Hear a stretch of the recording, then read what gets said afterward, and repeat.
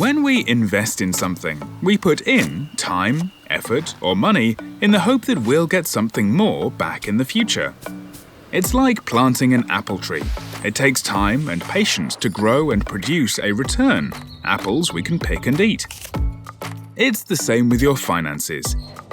Investing is using your money to grow more money over time.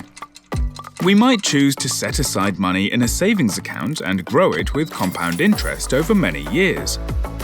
Another way to invest is to buy an asset in the hope you can make a profit on it later. An asset is anything you own that you can sell. Lots of things can be assets. Some we can touch, like property, precious artwork, or commodities like gold.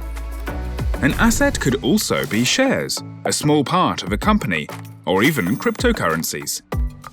Whatever the asset, if its value goes up or appreciates in the future, we can sell it and make a profit. Some assets also make us money while we own them. Company shares might pay out dividends, which is a share of the company's profit. And bonds, which are debts you can buy from companies or governments, earn you interest while you own them. As an investor, you might choose to set aside money in various assets, hoping they give you a return in the future. If you're smart with investments, your money can work for you, rather than you working for money.